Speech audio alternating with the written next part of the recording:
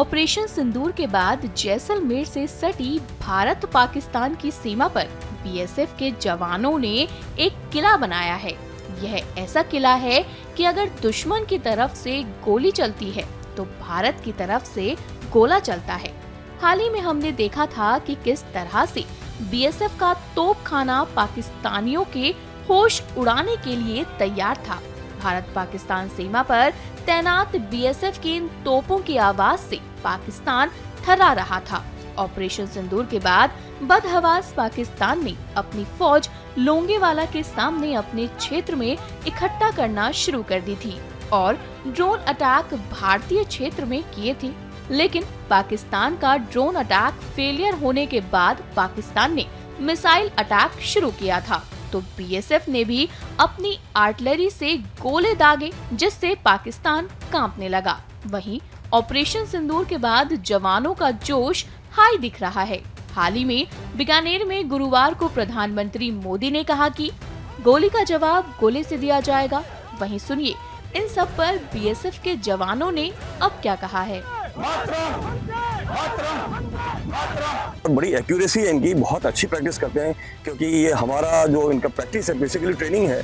Training चाहे हम हमारे कार्मिकों की बात करूं, आर्टिलरी की बात करूं या किसी और वेपन सिस्टम की बात करूं, हमारी उस दर्जे की होती है कि जब जरूरत पड़े तो हम बिल्कुल सटीक निशाना लगाएं। और उसका जीता जागता उदाहरण आपने जम्मू में और एलसी पर भी देखा है, जहां पर हमारे जो बटालियन का तोपखाना होता है केवल मोटार वगैरह से, वहां पर उनके कई सारे पोस्ट को बर्बाद किया गया है। सबसे पहले ये हमारा HE सेल जो कि हम इस गन से फायर करते हैं, इसको हम लगभग 20 किलोमीटर तक फायर कर सकते हैं और जहां पर ये सेल जाकर गिरता है वहां पर दुश्मन इसके धमाके से ही डर जाता है। और इसका यदि हम मार डालने का इलाका की बात करें तो 50 मीटर चारों तरफ ये दुश्मन को बर्बाद करने में सक्षम है।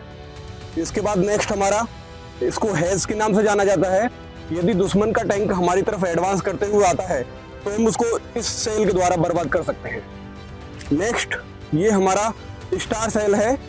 दुश्मन रात में क्या एक्टिविटी कर रहा है उसको हम देखने के लिए इस स्टार का प्रयोग करते हैं। दुश्मन को हम इंडिकेट भी कर सकते हैं और रात में इससे रोशनी करके दुश्मन को देखा जा सकता है। इसके बाद ये हमारे स्मोक सेल हैं। इससे हम दुश्मन को ब्लाइंड कर सकते हैं। जहां पर दुश्मन की कोई भी एक्टिविटी है, दुश्मन के चारों तरफ हम धुएं का पर्दा करके उसको ब्लाइंड कर सकते हैं। इसके बाद जो नेक्स्ट हमारे ये हैं, इनको हम कार्डेज बोलते हैं। इनके द्वारा हम इन सभी सेलों को टारगेट तक यानी मुनासिब दूरी तक पहुंचाने के काम में ये आते हैं। मुराद हमारा सभी का फुल हाई है। ऑपरेशन सिंदूर अभी चल रहा है और लास्ट तक हमारा, आज नहीं जब तक हम हैं तब तक ये देश की रक्षा के लिए हमारा मुराद हमेशा हाई रहेगा। जैसा ही हमें आदेश मिलेगा हम हमेशा रेडी हैं और दुश्मन को मिट्टी में मिलाने के लिए जो भी हमें कार्रवाई का आदेश मिलेगा हम हमेशा करते रहेंगे। और सभी जानते हैं कि अभी पार्ट 1 हुआ है, अभी समाप्त नहीं हुआ है और आगे क्या परिस्थिति आएगी उसके लिए हम सभी लोग तैयार हैं।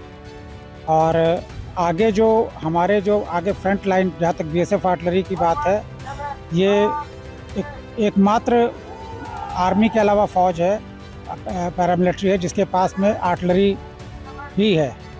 और ये आर्टिलरी जो हमारे बॉर्डर के ऊपर जो 0 IB के ऊपर जो हमारे बीएसएफ के जवान तैनात हैं, बीएसएफ की बटालियन से तैनात है, वो जो 24 घंटे दुश्मन के हर एक हरकत पे नज़र रखे हुए हैं।